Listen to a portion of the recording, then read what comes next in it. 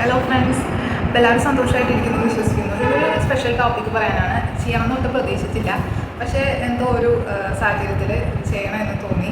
അപ്പോൾ നമ്മൾ കുറേ പേരൊക്കെ മലയാളികൾ ബിഗ് ബോസ് ഷോ കാണുന്ന ആൾക്കാരാണല്ലേ. അപ്പോൾ ഞാനും എൻ്റെ ഫാമിലി ആയാലും ഡേ 1 തൊട്ട് നമ്മൾ ബിഗ് ബോസ് ഷോ കാണുന്നതാണ്.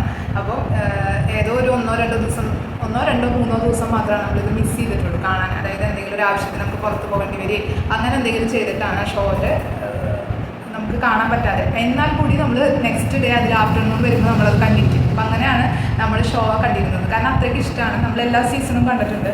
അപ്പം അങ്ങനെ ഇരിക്കുകയാണ് ഈ സീസൺ 6 വന്നത്. അപ്പോൾ നമുക്കറിയാം ഒരുപാട് കോൺട്രവേഴ്സീസ് ഒക്കെ ഉണ്ടായിരുന്ന ഒരു സീസണാണ് ഈ സീസൺ 6 എന്ന് പറയുന്നത്.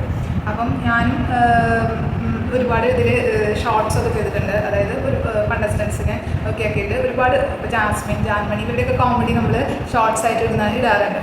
അപ്പം ഇതൊന്നും ഒരിക്കലും ഒരു എന്താ പറയുക, ഷോ കഴിയുന്നതോടുകൂടി, അതായത് അതൊരു കോമഡിയാണ്, അത് ഷോ കഴിയുന്നതോടുകൂടി നമ്മുടെ ഈ എന്താ പറയുക എല്ലാ തരത്തിലുള്ള ഒരു കണ്ടസ്റ്റൻറ്റിനെ ഡിഗ്രേഡ് ചെയ്യുന്നതൊക്കെ കഴിഞ്ഞു. അത് അവരുടെ സ്ട്രാറ്റജി ആയിരുന്നു, അത് കഴിഞ്ഞു. പക്ഷേ ഇപ്പോഴും നമ്മുടെ കൂട്ടത്തിൽ കുറേ പേര് ഇത് ഡിഗ്രേഡ് ചെയ്തുകൊണ്ടേ ഇരിക്കുന്നുണ്ട്. അതൊരു തെറ്റായ പ്രവണതയാണെന്നാണ് എനിക്ക് തോന്നുന്നത്. അതേപോലെ ജിൻഡോ കപ്പടിച്ചു. ജിൻഡോനെ തന്നെയാണ് എൻ്റെ ഫാമിലി വോട്ട് ചെയ്തത്. ഞങ്ങൾക്ക് ആരും പിയാതെ തന്നിട്ടല്ല നമ്മൾ വോട്ട് ചെയ്തത്. എനിക്ക് ഒരാളെ 10 വയസ്സ് തന്നിട്ടില്ല, പക്ഷെ ഞാൻ വോട്ട് ചെയ്തത് അതെൻ്റെ ഇഷ്ടപ്രകാരമാണ്. അതേപോലെ എൻ്റെ മമ്മി ഭയങ്കര ഇഷ്ടമായിരുന്നു ജിൻഡോൻ്റെ കളിയൊക്കെ. അവരുടെ കളിയാണ് നമ്മൾ ഉദ്ദേശിച്ചത്. നമുക്ക് പേഴ്സണലി ഇയാളറിയില്ല, പക്ഷെ നമുക്ക് ആ കളികൾ അവരുടെ ആ ബിഗ് ബോസിലത്തെ സീസണിലത്തെ കളി കണ്ടിട്ട് ഇഷ്ടപ്പെട്ടിട്ടുണ്ട്. അങ്ങനെ ഒരുപാട് കുറേ ജനങ്ങളുണ്ട്. അതൊന്നും അവരുടെ എന്തെങ്കിലും പ്രതീക്ഷിച്ചിട്ടോ, പൈസ പ്രതീക്ഷിച്ചിട്ടോ, അല്ലെങ്കിൽ അവരുടെ എന്തെങ്കിലും ആനുകൂല്യങ്ങൾ പ്രതീക്ഷിച്ചിട്ടോ ഒന്നും ചെയ്യുന്നതല്ല എന്നാണ് എൻ്റെ വിശ്വാസം. കുറച്ച് പേരൊക്കെ PR ഉണ്ട്, അതെല്ലാവർക്കും ഉണ്ട്. ഈ പറയുന്ന എല്ലാ കണ്ടസ്റ്റൻസിനും അവിടെ PR ഉണ്ട്. അപ്പം എനിക്ക് പറയാനുള്ളത്, അതിപ്പോൾ ജിൻഡോ ഇറങ്ങിയപ്പോൾ ഒരുപാട് പേര് ഡീഗ്രേഡ് ചെയ്യുന്നുണ്ട്. അതായത് ഈ കപ്പ് ജിൻഡോയ്ക്ക് കിട്ടേണ്ടതല്ല, അത് നമ്മളല്ല തീരുമാനിക്കേണ്ടത്. ജിൻഡോയ്ക്ക് കപ്പ് കിട്ടണമെന്ന് തീരുമാനിക്കുന്നത് ജനങ്ങളാണ്. ജനങ്ങൾ ഓൾറെഡി തീരുമാനിച്ചു ജിൻഡോയ്ക്ക് കപ്പ് കിട്ടി. അപ്പോൾ അത് അതോടുകൂടി തീർന്നു. ഈ ജാസ്മിൻ്റെ കാര്യം പറയാനാണെങ്കിൽ, ജാസ്മിൻ ഓൾറെഡി എന്താ പറയുക, നല്ലൊരു ഗെയിമറായിരുന്നു. അതെല്ലാവർക്കും പറയുന്ന കാര്യമാണ്. പക്ഷെ ഒരു ലവ് സ്ട്രാറ്റജി എടുത്ത് ആ കുട്ടി ആ ഗെയിമിൻ്റെ ഒരു ഭംഗി കളഞ്ഞു. അത് അത്രയേ ഉള്ളൂ. അതുകൊണ്ടായിരിക്കും പുള്ളിക്കാരത്തേക്ക് വോട്ട് കുറഞ്ഞത്. പക്ഷേ ആ ഗെയിം അതോടുകൂടി തീർന്നു. പിന്നെ നമുക്ക് ആ ഗെയിമിനെ കുറിച്ച് ഇനി പറയേണ്ട കാര്യമില്ല. കാരണം ഗെയിം കഴിഞ്ഞു. അതിലെല്ലാ കണ്ടസ്റ്റൻസിനും വ്യക്തമായൊരു സ്ട്രാറ്റജി ഉണ്ടായിരുന്നു. അങ്ങനെയാണ് അവർ ആ ഷോയിലേക്ക് കയറുന്നത്.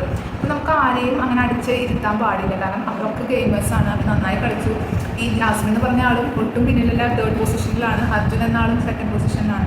അപ്പം കുറേ പേര് പറയുന്ന അർജുൻ അത് അർഹതയില്ല. ശരിക്കും ജാസ്മിൻ ആരാണ് ഈ അർഹതക്കേട്ടൊക്കെ തീരുമാനിക്കുന്നത്? നമ്മൾ ജനങ്ങളാണ് തീരുമാനിച്ചത്. കുറേ ജനങ്ങൾക്ക് അത് ഇഷ്ടപ്പെട്ടത് കൊണ്ടാണ് അവരെ വിന്നറാക്കിയത്. 2nd പൊസിഷനും 3rd പൊസിഷനും ഒക്കെ കൊടുത്തത്. അപ്പോൾ അവരൊക്കെ ഗെയിമേഴ്സാണ്. ചെറിയ പോയിന്റിൻ്റെ വ്യത്യാസത്തിലാണ് അവർ അങ്ങോട്ടും ഇങ്ങോട്ടൊക്കെ മാറി മറിഞ്ഞു വന്നത്. അപ്പോൾ ഒരിക്കലും പിന്നെ അതേപോലെ ജിൻഡോക്ക് ഇങ്ങനെയാണ് ഇത് കിട്ടിയത്. ജിൻഡോ ഒരു മണ്ടനല്ലേ, ജിൻഡോ കഴിവില്ലാത്തവനല്ലേ? ഞാൻ ചോദിക്കട്ടെ, ഒരു 5-6 ജിമ്മിൻ്റെ എന്താ പറയുക സെൻറ്റർ നടത്തുന്ന ഒരാളാണ് ഈ ജിൻഡോ എന്ന് പറയുന്ന വ്യക്തി. അപ്പോൾ എങ്ങനെയാണ് ജിൻഡോ ഒരു മണ്ടനാവുന്നത്? പിന്നെ ഈ ബിഗ് ബോസ് ഷോയിലേക്ക് ഒരാളെ എടുക്കുമ്പോൾ തക്കതായ സൈക്കോളജിക്കൽ ടെസ്റ്റ് ഒക്കെ നടത്തിയിട്ടാണ് ഒരാളെ നമ്മൾ അതിനുള്ളിലേക്ക് കടത്തി വിടുന്നത്. ഇത് ഞാൻ കേട്ടതാണ് കേട്ടോ, അറിഞ്ഞതാണ്. അപ്പം എല്ലാ കണ്ടസ്റ്റൻസും ബുദ്ധിയുള്ളവരാണ്. ബുദ്ധിയില്ലാത്ത ഒരാൾ ആ ഷോയിനുള്ളിൽ കളിക്കുകയും ഒരാളെയും നമ്മൾ വില കുറഞ്ഞു കാണരുത്. അയാൾക്ക് ഒരുപാട് കഴിവുകൾ ഉള്ളതുകൊണ്ടാണ് ജനങ്ങൾ അയാളെ അംഗീകരിച്ചത്. അപ്പോൾ മണ്ടനാണെങ്കിൽ ജനങ്ങൾ ഒരിക്കലും അയാൾക്ക് ഫസ്റ്റ് പ്രൈസ് കൊടുക്കില്ല. അപ്പോൾ അങ്ങനെ പറയുന്ന ആ ചീപ്പായിട്ട് നമ്മൾ ഡീഗ്രേഡ് ചെയ്യുന്നത് അതെല്ലാവരും, ഇപ്പോൾ എല്ലാ കണ്ടസ്റ്റൻസിനും ചെയ്യുന്നുണ്ട്.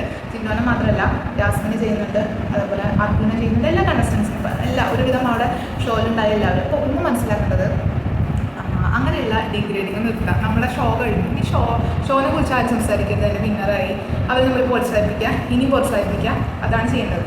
പിന്നെ ഇനി പറയാനുള്ളത്, നമ്മുടെ ഷോയിലുള്ള ജിൻഡോ ജയിച്ചതിന് ശേഷം, എസ്പെഷ്യലി ജിൻഡോ ജയിച്ചതിന് ശേഷം ഉണ്ടായിരുന്ന കണ്ടസ്റ്റൻസിന് വരെ ചിലവർക്ക് ഇഷ്ടപ്പെട്ടിട്ടില്ല, അവർക്ക് ഒരിക്കലും യോജിക്കാൻ പറ്റിയിട്ടില്ല.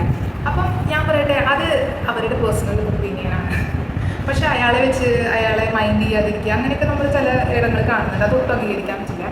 അപ്പം എന്തായാലും ഷോ കഴിഞ്ഞു. ഇനി എല്ലാവരും ഫ്രണ്ട്സായിട്ട് തന്നെ മുന്നോട്ട് പോട്ടെ. അതിൻ്റെ ഇടയിൽ ഒരാൾ താഴ്ത്തിക്കെട്ടുക, അയാളെ ശ്രദ്ധിക്കാതിരിക്കുക, അല്ലെങ്കിൽ അയാൾ പോകുന്ന ഇതിൽ അയാളെ ഒഴിവാക്കുക, ഇവരെല്ലാവരും ഒരുമിച്ച് പോവുകയാണെങ്കിൽ ഒഴിവാക്കുക, അതൊക്കെ കുറച്ച് ഹേർട്ടിങ് ആണ്.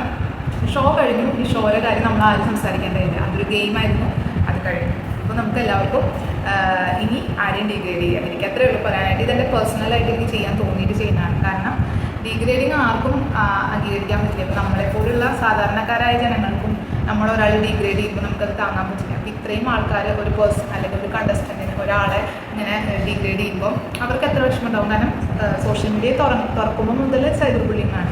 അപ്പോൾ അത് നിർത്തുക. നമ്മുടെ ഭാഗത്തു നിന്ന് അത്രയും നമുക്ക് അവർക്ക് വേണ്ടി ചെയ്യാൻ പറ്റുള്ളൂ. നമ്മളവർ ഉപകാരമൊന്നും ചെയ്യേണ്ട, പക്ഷേ ഇങ്ങനെ ഉപദ്രവിക്കാതിരിക്കുക, അത് നമുക്ക് ചെയ്യാവുന്നതല്ലേ. അപ്പോൾ ബൈ.